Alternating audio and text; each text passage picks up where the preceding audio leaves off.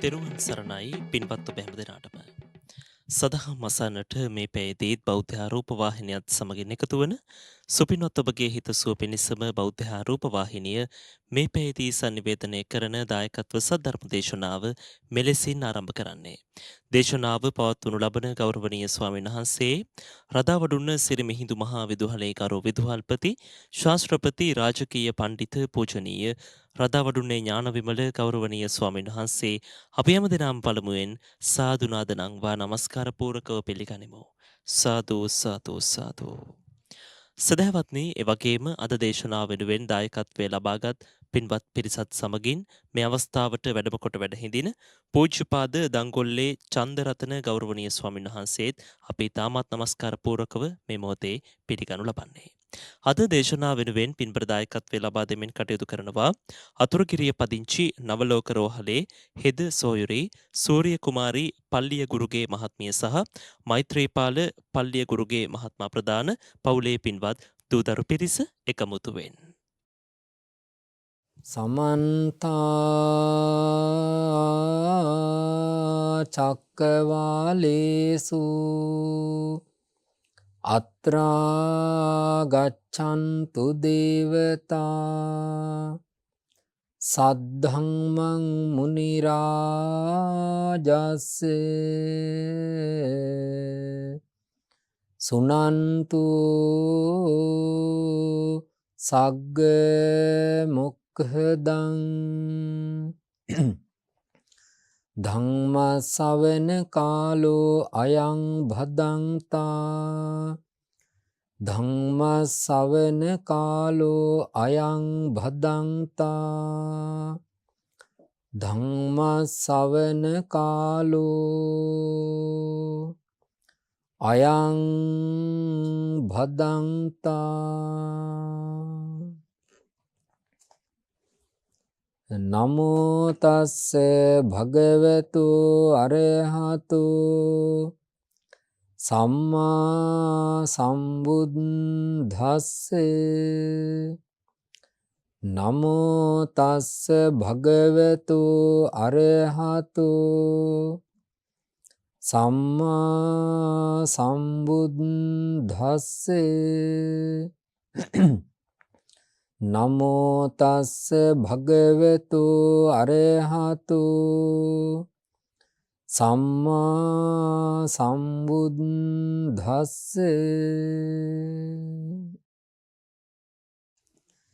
මේ ස්ථානයට ගෞරවයෙන් වැඩම කොට වැඩ හිඳින දංගොල්ලේ චන්දරතන ලොකු හාමුදුරුවන් වහන්සේ ඇතුළු මහා සංඝරත්නයන් අවසරයි කරුණාවන්ත ශ්‍රද්ධාවන්ත ගුණවන්ත පින්වතුනි පින්වතියනි මේ පින්වතුන් මේ වෙලාවේ වාඩි උනේ සූදානම් වෙලා ඉන්නේ බණ අසන්නට ලෞතර සම්මා සම්බුදුරජාණන් වහන්සේ සියලුම සත්වයන් කෙරෙහි මහා කරුණාවෙන් දේශනා කොට වදාළ නිවන් අරමුණු කරගත්තු මේ උතුම් ධර්මයේ ශ්‍රවණය කරන අදහසකින් තමයි අපේ පින්වතුන් සූදානම් වෙලා ඉන්නේ. අද දින මේ වෙලාවට දේශනා කරන මේ ධර්ම දේශනාවේ දායකත්වයේ උසුලන්නේ අතුරුගිරියේ පදිංචි නවලෝක රෝහලේ හෙද සොයුරිය සූරිය කුමාරී පල්ලිය ගුරුගේ මහත්මිය මෛත්‍රීපාල පල්ලිය ගුරුගේ මහත්මා ඇතුළු දුවාදරුවන් පවුලේ පින්වතුන් එකතු වෙලා අපවත් වී වදාළ මහා සංඝරත්නයටත් මිය පරලොව යන්නට යෙදුණු තමන්ගේ පරම්පරාවට සංසාරගතව මියගිය ඥාතීන්ටත් පින් අනුමෝදන් කිරීම ප්‍රධාන පරමාර්ථ විදියට යොදාගෙන තියාගෙන තවත් අරමුණ බලාපොරොත්තු කිහිපයක් හිතේ තියාගෙන මේ රූපවාහිනී ධර්ම දේශනාවේ දායකත්වය අපේ පින්වතුන් බොහොම උනන්දුවෙන් බාර අරගෙන කටයුතු කරනවා. ඒ වගේම අපේ ගෞරවනීය ස්වාමීන් වහන්සේ ඇතුළු මේ පින්වත් පිරිස පැමිණිලා බොහොම සතුටින් ආසාවෙන් බණ අසන්නට සූදානම් වෙලා ඉන්නවා. ඒ නිසා අපේ පින්වතුන්ගේ ජීවිතයට වටිනා කියන කරුණු ටිකක් අද ධර්ම දේශනාවෙන් දේශනා කරලා දෙන්නට මං සූදානම් වෙන්නේ. පින්වත් හැම දෙනාම ධර්මයේ හොඳින් ශ්‍රවණය කරන්නට ඕනේ. පින්වතුනි, අපට මේ ලැබිලා තියෙන ජීවිතය මැරෙනතුරු පවත්වාගෙන යන්නට වෙනවා. සම්මා සම්බුදුරජාණන් වහන්සේ දේශනා කරන්නේ මේ සංසාර දුක අවබෝධ කරගෙන ඒ දුකින් මිදීම සඳහා කටයුතු කරන්න කියලා. ඒ කටයුතු වලට අංග 3ක් දේශනා කළා. පළවෙනි අංගය තමයි සීලය. අපි සිල්වත් වෙන්නට ඕනේ. එතකොට මේ ජීවත් වෙනකොට මැරෙනකල් අපි කරන කියන කටයුතු අතරට සිල්වත් වීම ප්‍රධාන වෙනවා. දෙවැනි කාරණාව දේශනා කළා සමාධිය ඇති කරගන්නට කියලා. සමාධිය කියලා කියන්නේ හිතේ හටගන්න ජනිත වෙන උපදින අයහපත් මානසික තත්ත්වයන් පාලනය කරලා සිත සාමකාමී මට්ටමට පත් කරගන්න එක. සංසුන් කරගන්න එක. එතකොට අපි එදිනදා ජීවත් වෙනකොට ඒ කාරණාවත් ක්‍රියාත්මක වෙන්නට ඕනේ. ඊළඟට ප්‍රඥාව වඩන්නට කියලා දේශනා කළා. ඒක ඊටා වටිනා හා ගැඹුරු කාරණාවක්. ප්‍රඥාව කියලා කියන්නේ පවතින తত্ত্বය ඒ ආකාරයෙන් දකින්න එක. ඒක දේශනා කරන්නේ ඇත්ත ඇති සැටියෙන් දකින්නවා කියලා. එතකොට අපි එදිනෙදා ජීවත් වෙනකොට නිවන් අවබෝධ කරගන්න අපේක්ෂාව නම් මේ ප්‍රඥාව කියන කාරණාවත් ඇතුළු කරගන්නට ඕනේ. දැන් බුදුහාමුදුරුවෝ දේශනා කරන්නට යෙදුණු මේ නිර්වාණගාමී ප්‍රතිපදාවයි ජීවිතයයි කියන එක දෙකක් කරගන්නට එපා.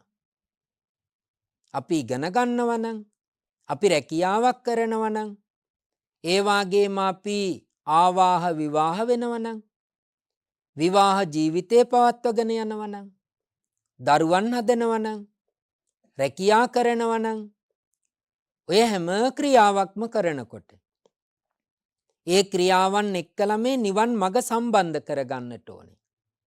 ඒක තමයි සාර්ථක පින්වතුනි.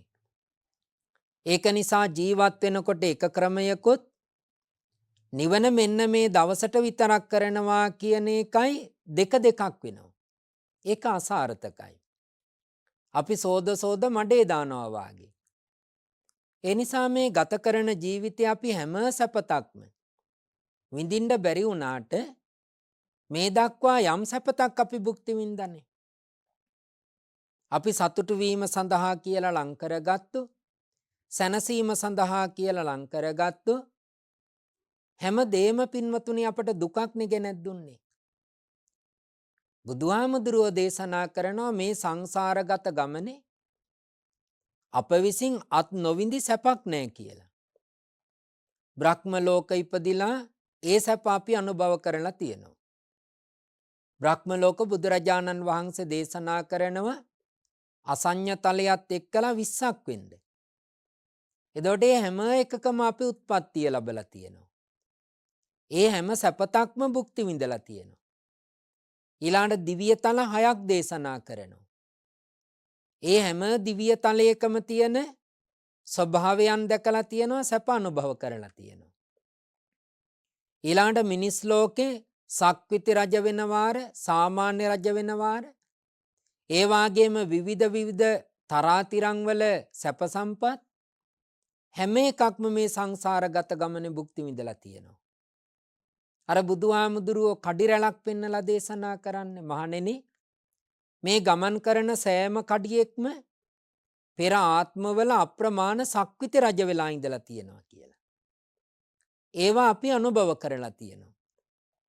ඊළඟට පින්නතුනි සතර අපායි. ඔය එක තැනක් නෑර අපි ඉපදිලා තියෙනවා. එතන වාර වැඩි. දැන් අපේ තියෙන අවිද්‍යාව හේවත් චතුරාර්ය සත්‍ය අවබෝධ කරගෙන නොමැතිකම නිසා මේ එකදු දෙයක්වත් අපට පේන්නෙත් නෑ, හිතන්න හිතෙන්නෙත් නෑ. දැන් මෙහෙම අපි දේශනා කළාට ඕක අපට දැනෙන්නේ නෑ. හැබැයි බුදුරජාණන් වහන්සේ බුද්ධත්වය අවබෝධ කරගන්නකොට ඔය කාරණාව හරි මැනවින් දකිනවා. දැකලා නොදන්න, නොපෙනෙන, නොහිතන අපට එහි තියෙන භයානක බව, ගැඹුරු බව දේශනා කළා. නමුත් ඒ වින්ද හැම සැපතක්ම පින්වතුනි අනිත්‍යතාවයට පත් වුණා. ඒ හැම සැපතක්ම වෙනස් වුණා. දැන් මේ ලෝකෙ හිටිය ප්‍රධාන ධනපතීන් දෙදෙනාගෙන් එක්කෙනෙක් තමයි ඔය ඇපල් සමාගමේ හිමිකරු කියලා කියන්නේ.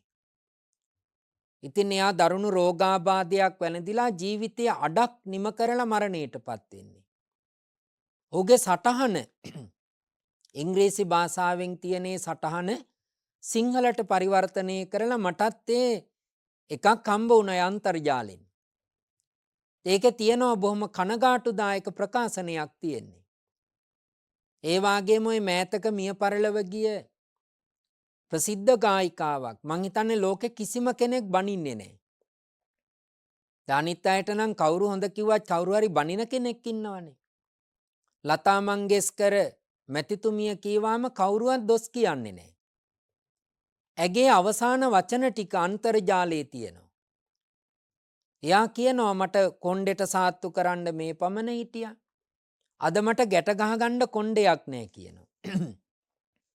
ඊළඟට මට ඇති තරම් මුදල් තියෙනවා කියනවා. ඊළඟට මගේ පෞද්ගලික ජෙට් යානාවෙන් මම එක රටකින් තවත් රටකට ගමන් කළා කියනවා. අද මම වාට්ටුවෙන් සල්ලයාගාරයටත් පරීක්ෂණාගාරයටත් යන්නේ කියනවා. ඊළඟට ඇඳගෙන ඉන්න රෝහලෙන් දීපු ඇඳුම කියනවා. මට කාරුණිකව ආශීර්වාද කරන අයගේ මූණු ටිකත් ඒ ආශීර්වාදයත් මනුස්සකමත් විතරයි ඉතුරු වෙලා තියෙන්නේ කියනවා. ඒ නිසා පින්වතුනි මොනතරම් ಜಾති අපි ඉපයුවත් අවසාන මොහොතේ මැරෙනකොට අපි ඔය සේරම අතෑරලා යන්න ඕනේ. ඒ මරණයටපත් වෙන හැම කෙනෙකුටම හිතට එන්නේ සංවර්ධනය වීම සඳහා, දියුණු වීම සඳහා කියලා එකතු කරගත්තු ಜಾතිම බරක් වෙනවා. සැනසීමට ඉතුරු වෙන්නේ පින්වතුනි බුදුරජාණන් වහන්සේ දේශනා කළ ධර්ම මාර්ගය තුල ගමන් කරන එක හෝ වෙනියම් යහපත් ක්‍රියාමාර්ගයක් කරන එක විතරයි. ඒ නිසා අපි ජීවිතයේ පිළිබඳව ගැඹුරින් දකින්නට ඕනේ. මොනතරම් සැපතේ වුවත්, සම්පතේ වුවත්, ධනීය වස්තුව රැස් කළත් ඒ හැම දෙම අනිත්‍යතාවයෙන් යුක්තයි. හැබැයි අපි එක සැපතක් ලබා ගත්තේ නැහැ. ඒ සැපත වෙනුවෙන් මහන්සි වුණේ නැහැ. මොකක්ද ඒ ලබා නොගත්තු සැපත? නිවන් සැපත. මොකක් වෙනුවෙන්ද මහන්සි වුණේ නැත්තේ? නිවන් සැපත ලබා ගැනීම වෙනුවෙන්. ඉතින් දැන් මම ඉපදිලා තියෙන්නේ හොඳ කාලෙක. දැන් අපි මහා රළු දේවල් වලට මුහුණ දෙනවා. රළු අත්දැකීම් වලට මුහුණ දෙනවා. දැන් ජීවත් වීම පිළිබඳව බියක් ඇති වෙනවා සමහරුන්ට. අපි දරුණු වසංගතයකට ලෝකෙම මුහුණ දුන්නා. ඒක වසර ගණනාවක්. කවදාකවත් එහෙම ඇඳිරි නීතිය දාලා අපි ගෙවල් වලට වෙලා හිටියේ නැහැ. රැකියාවන් වලට නොගිහින් හිටියේ නැහැ. ඊළඟට දැන් වෙනකොට ඉන්ධන අර්බුද වලට, ඒ වාගේම උයන පිහන කැම බීම වල අර්බුද වලට, භාණ්ඩ මිල යෑම නිසා ඒව ලබා ගැනීම අර්බුද වලට, ඊළඟට මේ වෙනකොට මේ තියෙන පරිසරයේ අධික රස්නේ ගතිය, දරුවන් පාසල් යවන්න ඕනේ, රැකියාවන් කරගන්නට ඕනේ, Tamanගේ දේපල රැක ගන්නට ඕනේ, සොර සතුරන්ගෙන් බේරෙන්නට ඕනේ. දැන් අපේ පින්වතුන් හිතනවාද මේක තව මාසයක් දෙකක් යනකොට හොඳ වෙයි කියලා? නෑ. තව වැඩි වෙනවා. ඊළඟට ආහාර අර්බුදයක් ඇති වෙනකොට ලෝකේ තියෙන රටවල් Taman ළඟ තියෙන ಜಾති ටික පරිස්සම් කරගන්න හදනකොට ඒවා තවත් රටකට විකුණන්නේ නැතුව ගියාම කොයිතරම් මුදල් තිබුණත් ඒව ආහාරයට ගන්නට බෑ. අන්න වසංගත තත්ත්වයන් පස්සේ සමහරලාට දුර්භික්ෂ බය, ඊළඟට ඒක නිසා අමනුෂ්‍ය බය වාගේ ಜಾති හට ගන්න පටන් ගන්නවා.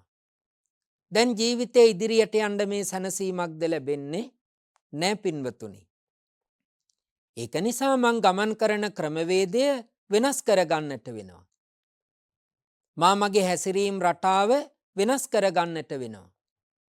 සිතන ආකාරයේ මේ දක්වා හිතපු විදියට වඩා වෙනස් කරගන්නට වෙනවා. මේ වාගේ යුගයක මේ වාගේ කාලයක අපි උපදින්නේ අපි පෙර කරපු කර්ම ශක්තියින් නිසා. ඒ කරන ලද කර්ම පින්වතුනි කාටවත් අයින් කරන්නට බෑ. ඒවට මූණ දෙන්න වෙනවා. ඊට පස්සේ මේ කර්ම විපාක විඳිනකොට තෙල් නැති කෙනා සතුටින් නෙමෙයි ගෙදර යන්න. ඔන්න ක්‍රෝධයෙන් යනවා. තව අකුසල් පුරව ගන්නවා. ඊළඟට ගහමරා ගන්නවා. අනිත් අයට දෝෂාරෝපණය කරනවා. බනිනවා. තව අකුසල් රැස් කර ගන්නවා. ඊළඟට Tamanගේ ඇඟේ තියෙන ලේ ධාතුව කුපිත වෙනවා. ඒවා නිකම්ම පිච්චිලා යනවා. ඊට ඒක මාංශ පේශි වලට බලපානවා. මූණේ තියෙන ප්‍රසන්නභාවය නැති වෙලා යනවා. ගෙදර ඇතුළට ආපුවම කෑම නෑ බීම නෑ තෙල් නෑ කියනකොට එතන පීඩනයක් හට ගන්නවා. දැන් මේවා ඉස්සරහට වැඩි වෙනවා මිසක් අඩු වෙන්නේ නෑ. එහෙනම් පින්වතුනි අපි පවතින තත්වයන් තුළ මේ ගත කරන ජීවිතය සිතන ආකාරය ගොඩාක් වෙනස් කරගෙන අපි ජීවිතයට මීට වඩා ඥානවන්තව බුද්ධිමත්ව මුණ දෙන වාතාවරණයක් ඇති කරගන්නට ඕනේ. එකිනෙකාට චෝදනා කරලා එකිනෙකාට බැනලා දොස් කියලා අරයා නිසා තමයි මේ தත්ත්වය හටගත්තේ කියන එක නෙමෙයි. මේ හැම දෙයකම අපි මුණ දෙන්නට ඕනේ. ඒක නිසා මම මගේ හිත පරිස්සම් කරගන්නට ඕනේ. ඒ වාගේම මගේ හිතේ අකුසල ස්වභාවයන් හට ගන්නකොට ඒවා පාලනය කරගන්නට ඕනේ. ඉවසීම පුරුදු පුහුණු කරගන්නට ඕනේ. දරා ගැනීම ශක්තිය, ඔරොත්තු දීම ශක්තිය ඇති කරගන්නට ඕනේ. ඒ කරගෙන ජීවත් වෙන්නට ඕනේ. එතකොට ධර්ම මාර්ගයට අවතීර්ණ වෙනකොට, නිවන් මාර්ගයට අවතීර්ණ වෙනකොට මගේ ස්වභාවය තවත් වෙනස් කරගන්නට පුළුවන්. සමහරු හිතයි වෙන රටකට යනවා කියලා. සමහරු හිතයි මැරිලා යනවා නම් හොඳා කියලා. සමහරු හිතයි අතෑරලා යනවා කියලා. ඔය මොනවා වුණත් ලබන ආත්මෙ උපදින එක නවත්තන්න බෑ. ඒක නිසා ප්‍රශ්නයට පිළියම ඕක නෙමෙයි. ගැටලුවට විසඳුම ඕක නෙමෙයි. මං මේ තියෙන රළු භයානක කටුක තත්වය තුළ හිතට අදිෂ්ඨානයක් ඇති කරගන්න ඕනේ. මෙවන් සංසාරගත භයානක තත්වයන්ට මට ඉදිරි ආත්මවලත් මුහුණ දෙන්න වෙයි. ඒක නිසා මං මේ ජීවිතේ කොහොම හරි කරලා මේ පෞල් ජීවිතයේ ගෙවන ගමන් රැකියාව කරන ගමන් නිවන් අවබෝධ කරගන්නට මහන්සි වෙන්න ඕනේ කියලා. අන්න ජීවන මාර්ගයත් නිවන් මාර්ගයත් එකක් බවට පත් වෙනවා. ඊළඟට ඔබ මෙච්චර කාලයක් වැරදි පාරක ගියා නම් ඒව අඩු කරගන්නට ඕනේ. දැන් බලන්නකො වෙනදා ඉන්ධන තියෙනකොට ගමන් කරපු ගොඩාක් වාහන දැන් අකමැත්තෙන් උනත් නවත්තගෙන ඉන්නේ. ඒ වාගේම වෙනදා මහා වේගයෙන් ගිය වාහන අද වෙනකොට තෙල් ඉතිරි කරගන්න බොහොම හිමින් ගමන් කරන්නේ. මිනිස්සුන්ට ඒ දේ කරගන්න පුළුවන්. ඒක නිසා මං මගේ ජීවිතේ කරපු හදපු වැරදි කටයුතු තියෙනවනේ. ඒ දේවල් නොකලාය කියලා මැරෙන්නේ නෑනේ. ඊළඟට මගේ ජීවිතේ ගොඩාක් දෝෂ සහිත තැන් තිබුණනේ. අන්න ඒවා සකස් කරගන්න. සකස් කරගෙන ඉවසීමෙන් කරුණාවෙන් යුක්තව භාවනාව පැත්තටත් පුංචි කාලයක් යොමු කරලා විනාඩි 10ක 15ක වාගේ කාලයක් අපි භාවනා කරන්නත් යොදා ගන්නවා. ශික්ෂා පදත් ආරක්ෂා කරගෙන පවතින දෙයකින් යැපෙමින් ජීවිතය පවත්වාගෙන යන්නට මහන්සි ගන්නට ඕනේ. ඔය අතීතයේ ලෝකේ රටවල් වල ලංකාවේ එහෙම ආහාර හිගතා ඇති වුණා, දුර්භික්ෂ ඇති වුණා, නියංකාල ඇති වුණා කියන්නේ මෙන්න මේවා තමයි. ඒ වාගේ කාලවල ඒ වාගේ වකවාණු වල මිනිස්සු මරා ගන්නවා, සොරකම් කරනවා, හරි දරුණු විදියට හැසිරෙනවා. මොකද බඩපුරවා ගන්නට ඕනේ, තමන්ට මැරෙන්න බයයි. මැරෙන්නේ නැතුව ඉන්න උත්සාහ කරන්නට ඕනේ. මේ සංසාරේ පින්නොතනි අපි හිතන තරම් සුන්දර ස්ථානයක් නෙමෙයි.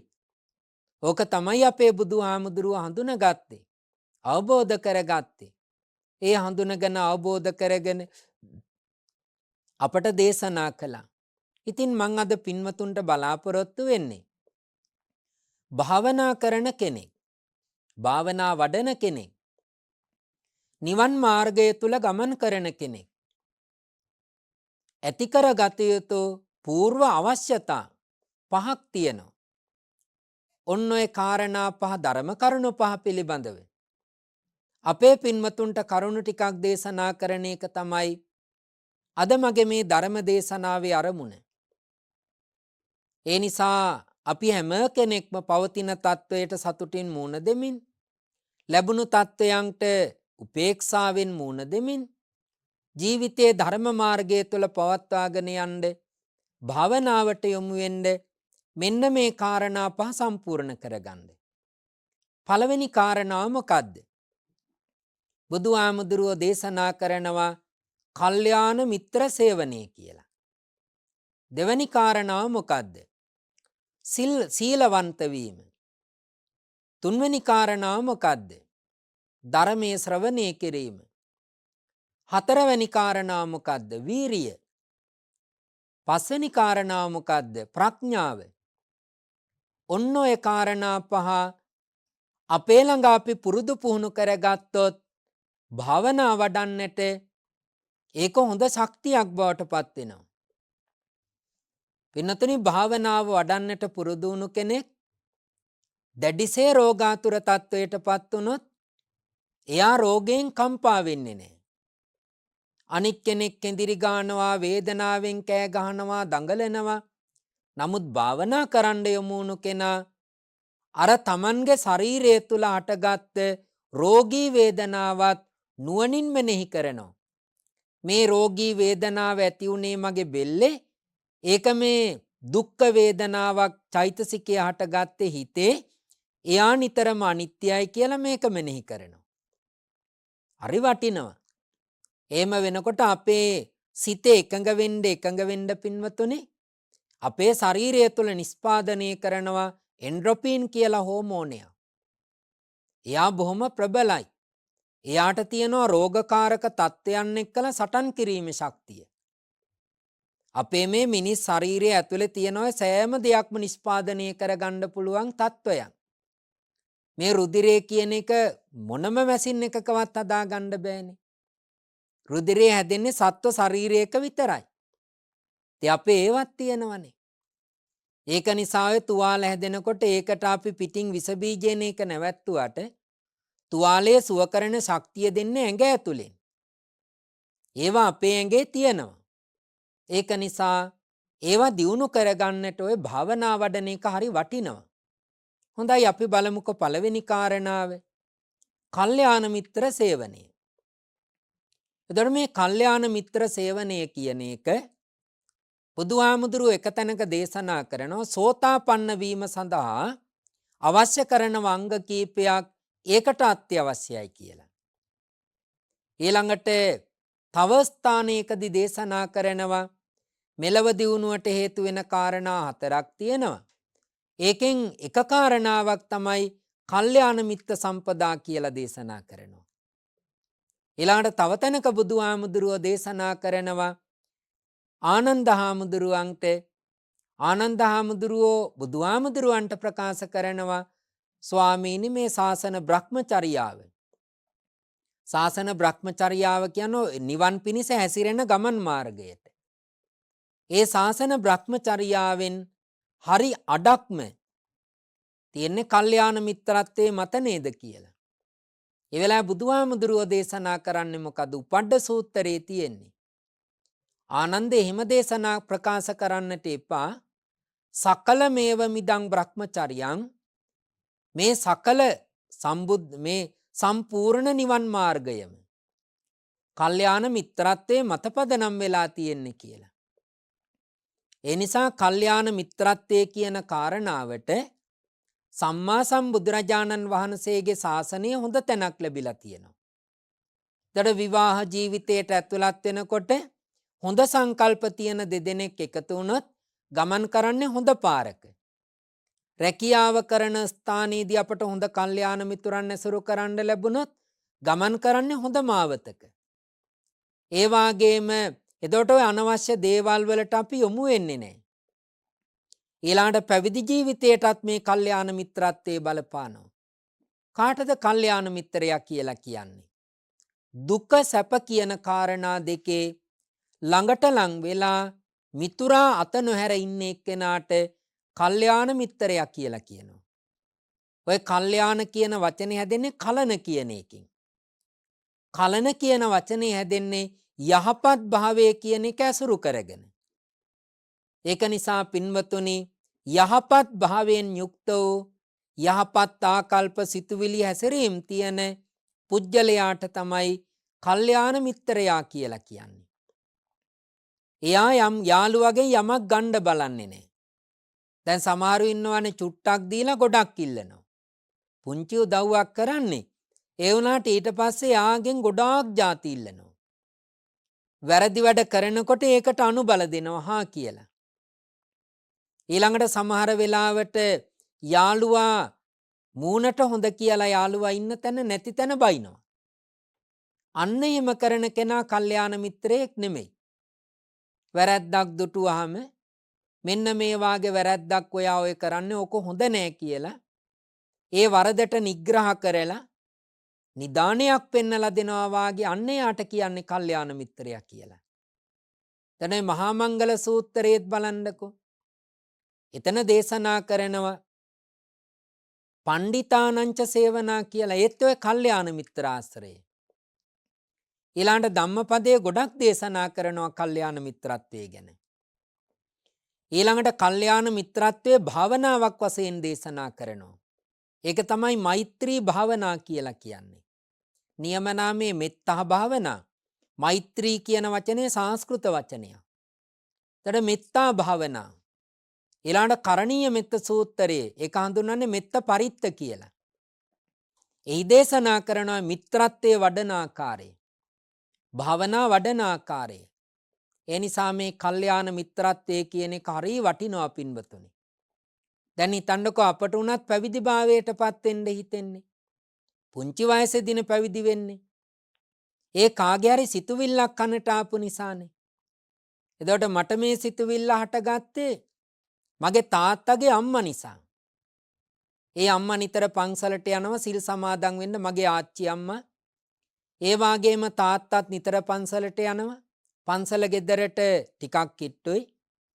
ඒ එනකොට ආච්චි අම්මයි මහාන වීම ගැන හරි අගය කරලා කතා කරනවා. පන්සලේ හාමුදුරුවරු ගැන අගය කරලා කතා කරනවා.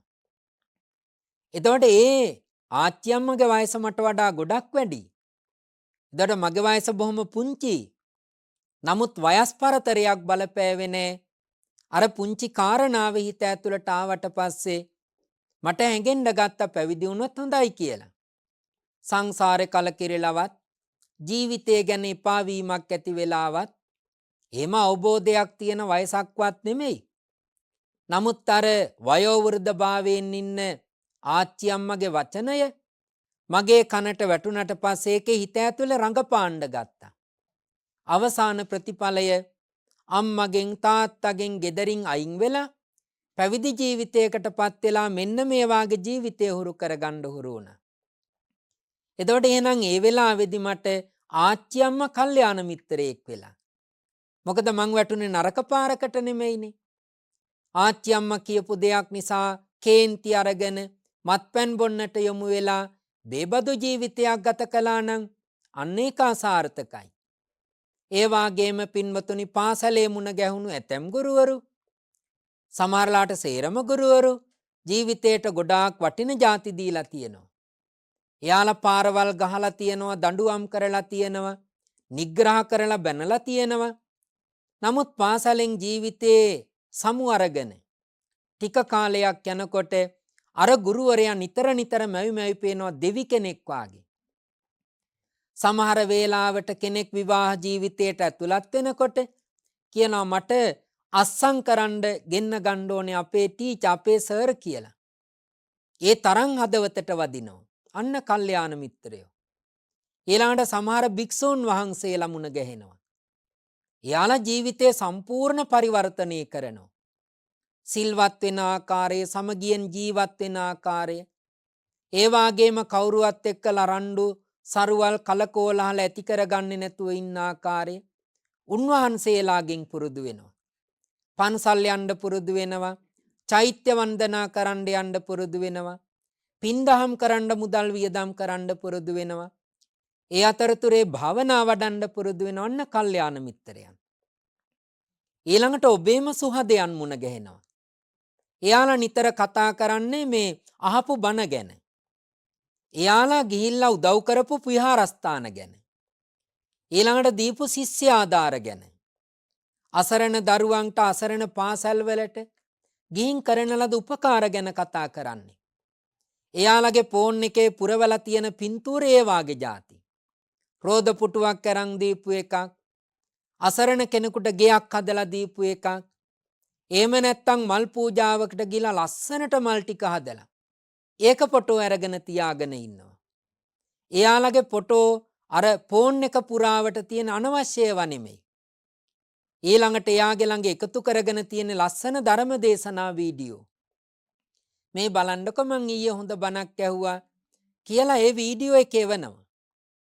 ඊළඟට යාලා දුරස්ත ක්‍රමයට සාමූහික සමගි සම්පන්නව එකතු වෙලා සාකච්ඡා කරන්නේ ධර්මය ගැන. අන්න කල්යාණ මිත්‍රයෝ. ඊළඟට කියනවා අපි ඊළඟ අවුරුද්දේ අසවල් දවසේ මෙන්න මේ ස්ථානයට යනවා භාවනා වැඩසටහනකට. ඔයත් එනවා නම් එන්න. ඒකට අමුතු මුදල් නැහැ. ඒ වාගේම අමුතු ඇඳුම් ඇඳගෙන යන්නේ නැහැ.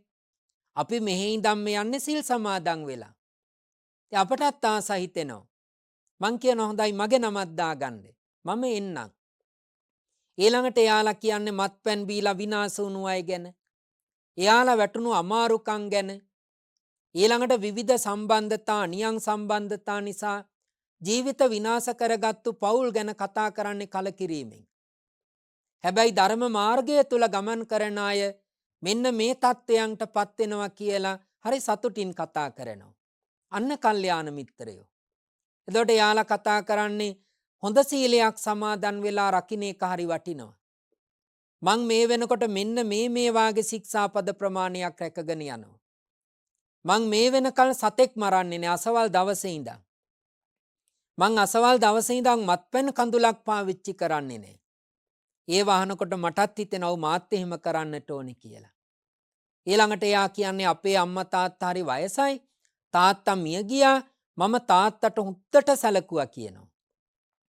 තාත්තගේ කැතකුණු අතගාලා දාසයා කියනවා මං ඒ සලකපු ආකාරයත්. දැනට අම්මා ඉන්නේ වයෝවෘද්ධව. මම නිතර අම්මට කතා කරනවා. අම්මට ලස්සන ඇඳුම් මම ගෙනහිල්ලා දෙනවා. අම්මා හරි ආසාවෙන් ඉන්නේ මං එනකල්. එහෙම කතා කරනවා. මම සහෝදරයෝ එක්කලා සමගියෙන් ඉන්නේ කියනවා. කිසිම සහෝදරයෙක් එක්කලා ගැටෙන්නේ නැහැ කියනවා. දැන් ඔය වාගේ જાති අහනකොට මටත් හිතෙනවා අනේ මටත් මේ වාගේ ජීවත් වෙන්න පුළුවන් නම් කියලා. එතකොට නොසලකා හිටපු තාත්තට සලකන්න හිතෙනවා. ඇයි මගේ යාළුවා කරනවනේ? අන්න කල්යාණ මිත්‍රයෝ. යහපත් දේ අගය කරන, යහපත් දේ වර්ණනා කරන, යහපත් දේට ප්‍රශංසා කරන, යහපත් දෑ කිරීම සඳහා සැලසුම් කරන කෙනා කල්යාණ මිත්‍රයා.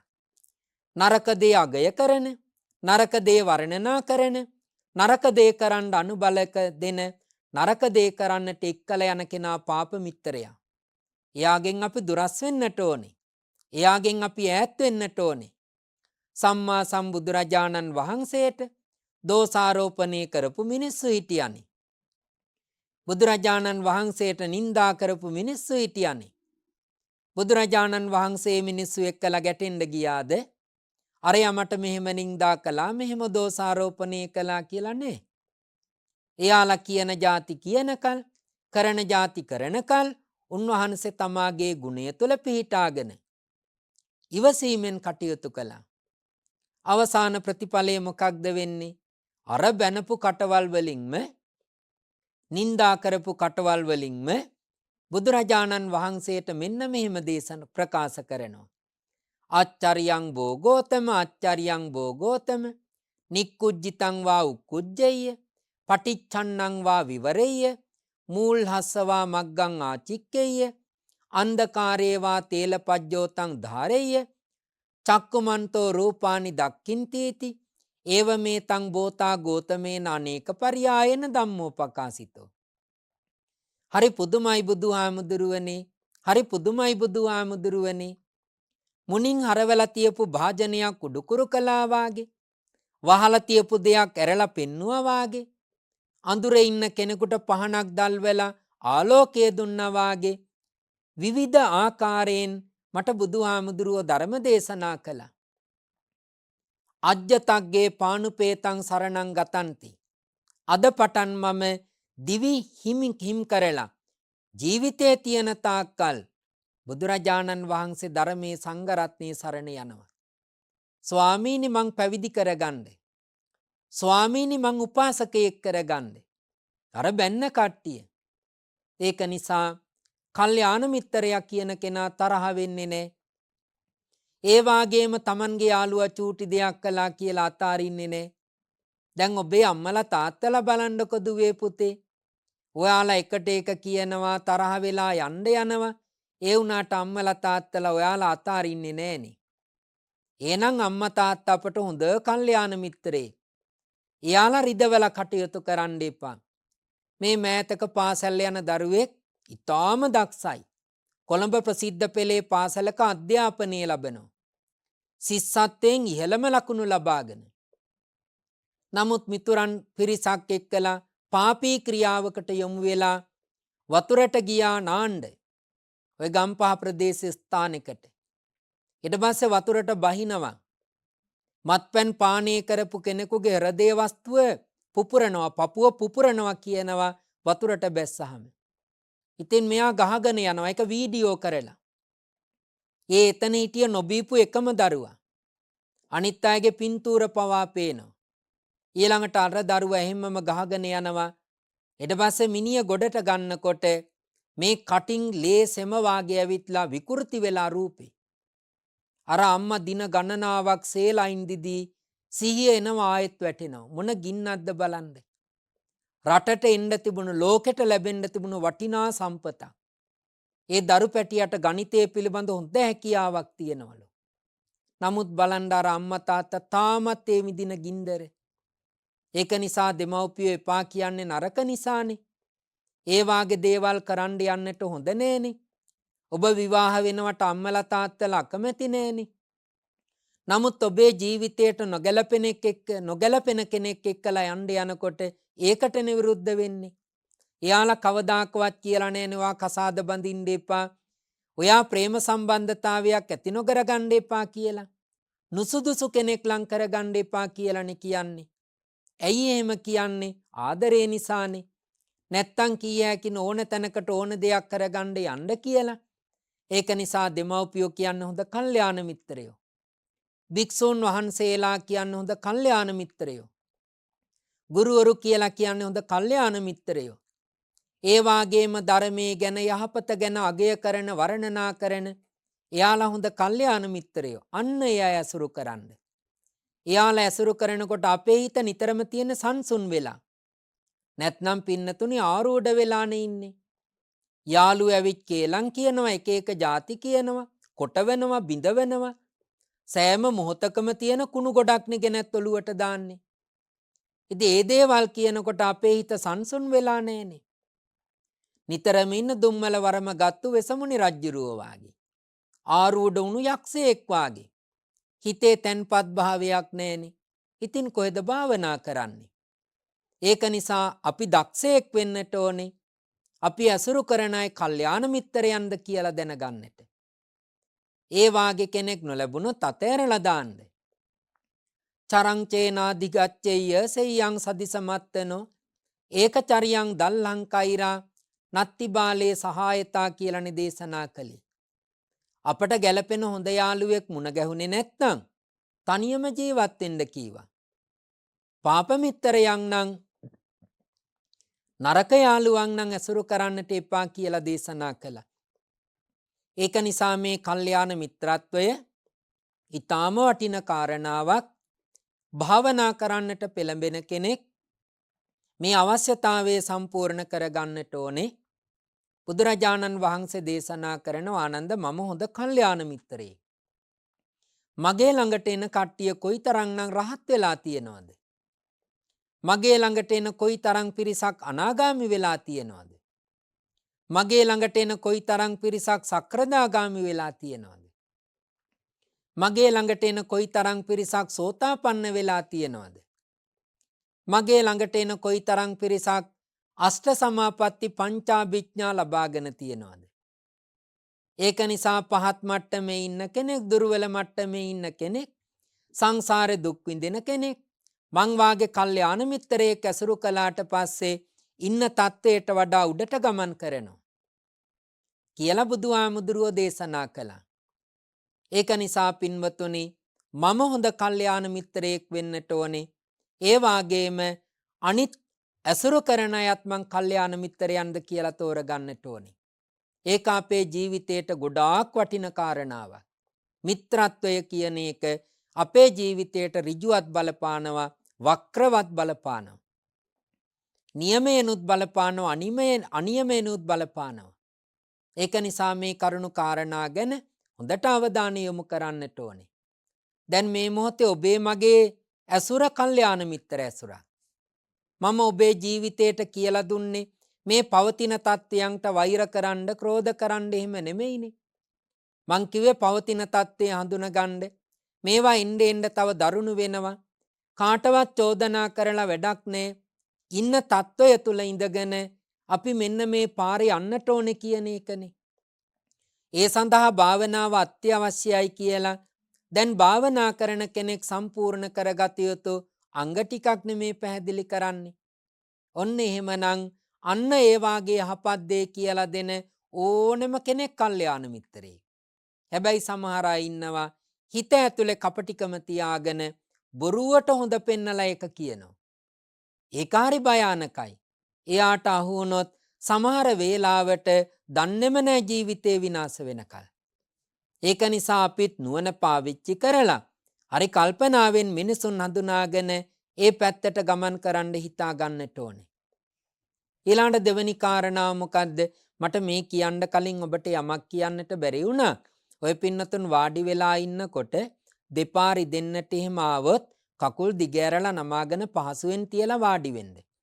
අමාරුවෙන් වාඩි වෙලා හේමම ඉඳගෙන බණ අහන්නට එපා. මොකද සමහර අය හිතනවා මේක ටීවී පටිගත කිරීමක්, වටේම කැමරා තියෙනවා, එහෙම බයක් ඇති කරගන්නට එපා. ඔබට අපහසුතාවයක් ඇති වුණොත් ඔබේ ඉරියව් මාරු කරලා පහසු ආකාරයට වාඩි වෙන්න. හිට ගන්න කියන එක නෙමෙයි. කකුල දිගෑරලා නමාගෙන එහෙම වාඩි වෙලා බණ අහන්න. කැස්සක් එහෙම පිට වෙන්නට ආවොත් ඒවා බය නැතුව පිට කරන්න. ඉතින් නිදිමත එන්න පුළුවන් මේ ගිනිමත් දහන් වෙලාව. එතනදි ටිකක් කල්පනාකාරී වෙන්න. මම ගුවන් විදුලිය නම් මෙහෙම කියන්නේ ගුවන් විදුලිය නම් කියන නිදිමත ආවොත් නිදා ගන්න කියලා. නමුත් මෙතනදි මම එහෙම කියන්න යන්නේ නැහැ. මොකද මේ කැමරාවක් ඔබ සියලු දෙනාගේ පැත්තට හරවලා තියෙනවා. ඒක නිසා තාක්ෂණික නිලධාරි මහත්තයා කරන්නේ කාට හරි නිින්ද යාගෙන ආවොත් එයා අමුතුවෙන් පෙන්නනවා. ඒතකොට ටීවී එකේ පේනවා. ඒක නිසා එතනදි ටිකක් පරිස්සම් වෙන්න. නැත්තම් මට කමක් නැහැ. මං කැමති ඔබට නිින්ද යනවනේ. ඒතකොට මට සතුටු වෙනවනේ. මගේ කටහඬේ මිහිර නිසා නිින්ද ගියේ කියලා. අම්මෙක් නැලවිලි කවි කියනකොට චූටි පුතෙක් නිදාගන්නේ, දුවෙක් නිදාගන්නේ. ඒ වාගේ මට සතුටුයි. ඒ වුණාට ලෝකෙ මිනිස්සු දැක්කහම ලැජ්ජාවේ පණ යනවනේ. ඒක නිසා පරිස්සම් වෙන්න. හොඳයි.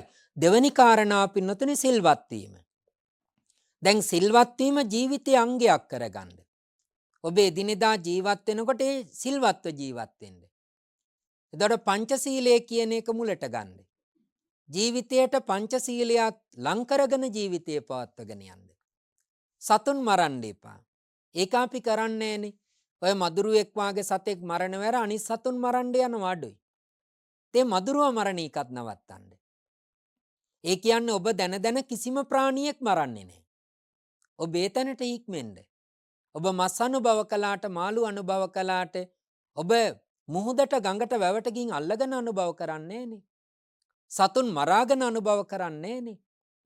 මස් මාළු අනුභව කරන එක හොඳ හෝ නරකයි කියනවා නෙමෙයි මම මේ. නමුත් ඔබ ඝාතකයෙක් නෙමෙයි. ඔබ මරන්නේ ඇඟේ වහන මදුරුවෙක්.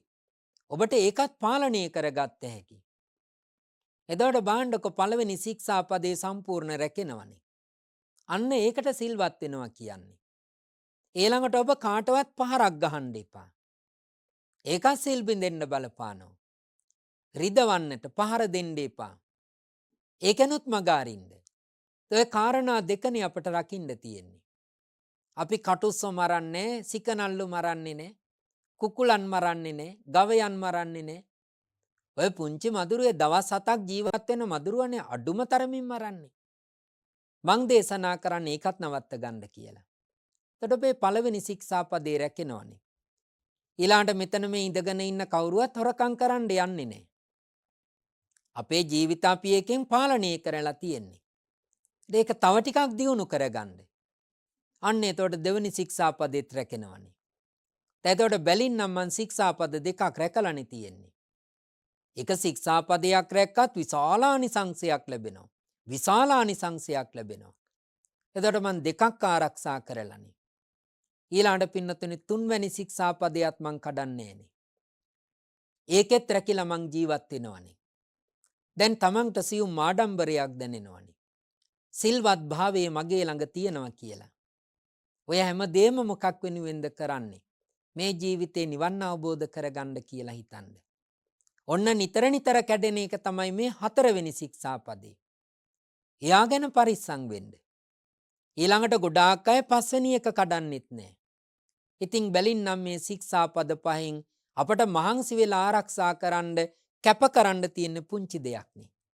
ඒ දේ කැප කළොත් මට අභිමාණයෙන් ප්‍රකාශ කරන්න පුළුවන් නේ මම සීලවන්තයෙක් කියලා. අන්නේ සීලවන්ත භාවයේ තියෙන්නට ඕනේ. ඊළඟ කාරණාව ධර්මයේ ශ්‍රවණය කරන එක. ඊළඟ කාරණාව වීරිය. මේ දේවල් කරන්න ලොකු වීරියක් තියෙන්නට ඕනේ.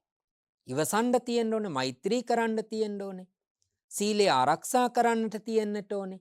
ඒ වීරිය තියෙන්නට ඕනේ, උත්සාහය තියෙන්නට ඕනේ. ඊළඟ කාරණාව ප්‍රඥාව. මොන්නම දෙයක් වුණත් කම්පා වෙන්න එපා. නහයෙන් අඬ අනේ කියා එම කම්පා වෙන්න එපා. ඒ වෙන්න තියෙන දේ තමයි මේ ලෝකේ යථාර්ථය. මට මුණ දෙන්න තිබුණු தත්වයක් මේ ප්‍රඥාවෙන් මෙනෙහි කරන්න. මෙනෙහි කරලා ඒ தත්වයට ගැලපෙන ආකාරයට අපි පරිවර්තනය වෙන්නට ඕනේ. ඒක තමයි ප්‍රඥාව කියලා කියන්නේ. ඉතින් ඔන්න ඔය කාරණා පහ ඔබ සම්පූර්ණ කරගත්තොත් ඔබ භාවනා වඩන්නට සුදුසු කෙනෙක්. ඊට පස්සේ භාවනා වඩන්න ගන්න. හොඳයි පින්වතුනි, මීට වඩා මං කරුණු දේශනා කරන්නේ නැහැ. අපේ පින්වතුන් බොහොම හොඳට බණ ඇසුවා. ඇසීමෙන් පින් සිද්ධ කරගත්තා. සිදු කරගත්ත උතුම් පින අපට නිවන් අවබෝධයේ පිණසම හේතු වේවා කියලා සාදු කියලා ප්‍රාර්ථනා කරන්න. අද මේ ධර්ම දේශනාවේ දායකත්වයේ උසුලන්නේ අතුරුගිරියේ පදිංචි නවලෝක රෝහලේ හෙද සොයිරිය සූර්ය කුමාරි පල්ලිය ගුරුගේ මහත්මිය, මෛත්‍රීපාල පල්ලිය ගුරුගේ මහත්මයා ඇතුළු දුවා දරුවන් පවුලේ පින්වතුන් විසින්.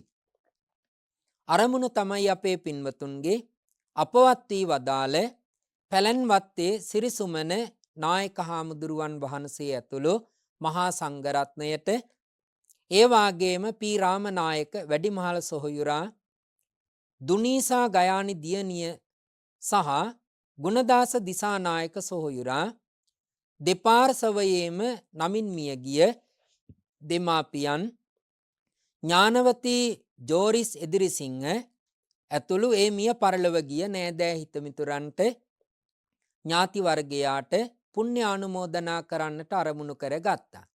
එහෙමනම් අප විසින් මේ රැස් කරගත් උතුම් පින ඒ නම් සඳහන් කළ නොකළ හැම දෙනාම අනුමෝදන් වෙත්වා සුගතිගාමීව නිවන් අවබෝධ කර ගනිත්වා යන සිතින් සාදු කියලා පින් අනුමෝදන් කරන්න.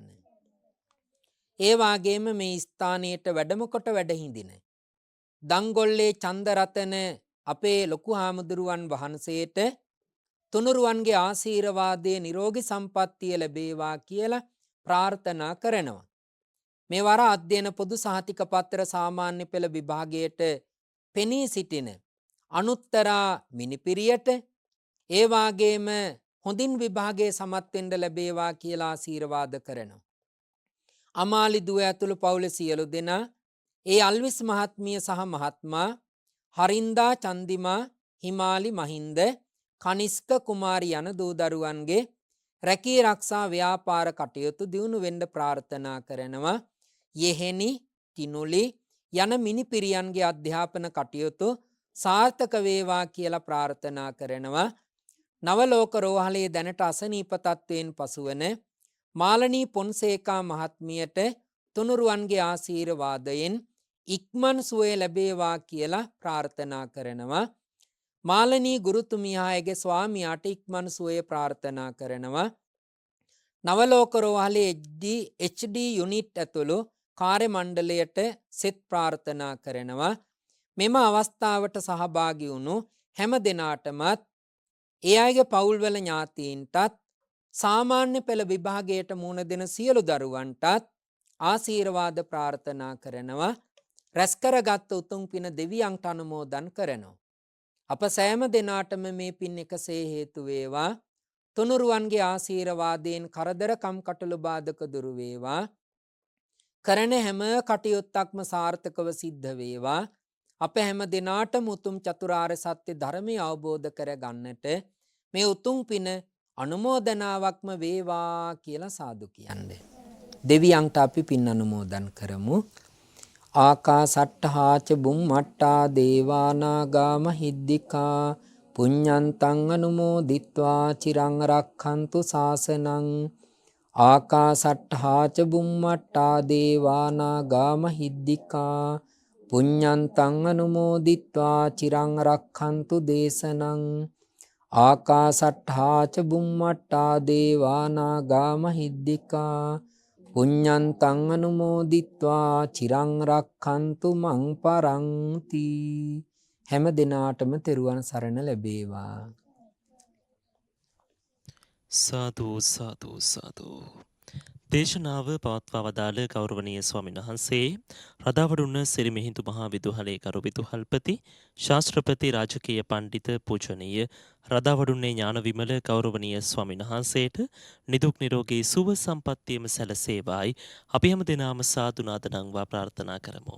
සාදු සාදු සාදු. ඒ උතුම් ප්‍රාර්ථනාවත් සමගින් මේ දේශනාව නිමවටපත් වෙනවා. සුපිනත් ඔබ සැමට තෙරුවන් සරණයි.